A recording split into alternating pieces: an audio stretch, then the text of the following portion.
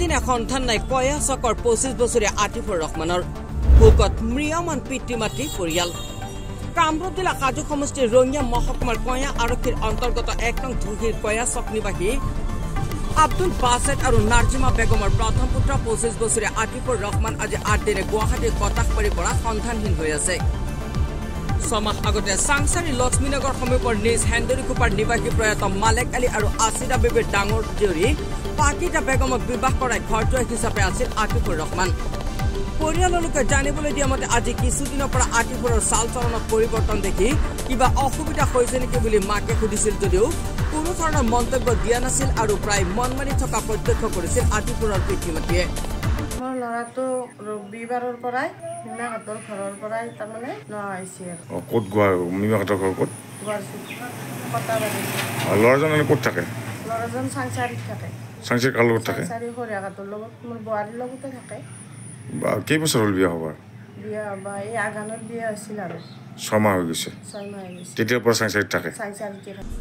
যোৱা 12 মে তাৰিখে গুৱাহাটীৰ কটাকবাৰীত থকা আতিফুৰ ৰহমানৰ মোমায়েকে নকইনা আৰু আতিফুৰ ৰহমানক ভাত খাবলৈ নিমন্ত্ৰণ কৰা দুপৰীয়া কটাকবাৰীত মোমায়েকৰ ঘৰত উপস্থিত হৈছিল য'ত আতিফুৰ ৰহমানৰ মাক উপস্থিত আছিল আপোনাৰ বোৱাৰী আপোনাৰ ঘৰত নাথাকে মোৰ ঘৰত নাথাকে ক'ত চাংচাৰীত থাকে তাৰমানে সিহঁতৰ মাজত আগৰ পৰা কিবা মনোমালিন্য নোহোৱা আছিল সেইটো সিহঁতে জানিব মই কেনেকৈ জানিম কিন্তু আপোনাৰ প্ৰেজেণ্টত মোমায়েকৰ ঘৰত দুজনৰ মাজত কাজিয়া হৈছিল আৰু আমি কৈছোঁ আৰু এনে কাজিয়া কিহক লৈ হৈছিল জানে নেকি কাজিয়া কিহক লৈ হৈছিল দুয়ে জানে আৰু আমি নাজানো তাৰমানে তাৰ পত্নীৰ লগত কাজিয়া কৰি সি গুচি গৈছে কিন্তু বিধিৰ বিপাক মোমায়েকৰ ঘৰত উপস্থিত হোৱাৰ পিছত পত্নী পাকিজা বেগমৰ লগত কিবা কথাত বাক বিতণ্ডা হৈ আবেলি প্ৰায় 4 বজাত মোমায়েকৰ ঘৰৰ পৰা ওলাই গৈ আজিলৈকে কোনো সন্ধান নাই আতিফুৰৰ পৰিয়ালৰ লোকে বিভিন্ন ঠাইত বিচাৰ খোচাৰ কৰি কোনো সন্ধান নাপাই বিচলিত হৈ পৰাৰ লগতে পৰিয়ালত হোৱা সৃষ্টি হৈছে কিকৰ বাবে পত্নীৰ লগত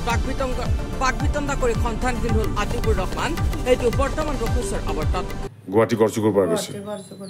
তাৰ মোবাইল ছুইচ অফ আছে আপোনালোক যোগাযোগ কৰিব পৰা নাই এতিয়া প্ৰশাসনক আপোনাক জনাইছে এই ক্ষেত্ৰত ইতিমধ্যে পৰিয়ালৰ লোকে গড়চুক আৰক্ষী থানাত নিৰুদ্দেশ সন্দৰ্ভত এজাহাৰ দাখিল কৰিছে যদি কোনো লোকে 25 বছৰীয়া আতিফুৰ ৰহমানৰ কিবা সম্ভেদ লাভ কৰে তেন্তে ওচৰৰ আৰক্ষী থানাৰ লগতে পৰিয়ালৰ মোবাইল নম্বৰ 7576083627ত যোগাযোগ কৰিবলৈ অনুৰোধ কৰিছে পুত্ৰৰ সন্ধান নাপাই ভোকত ম্ৰিয়মান পিতৃ মাতৃয়ে গুৱাহাটী গৈছো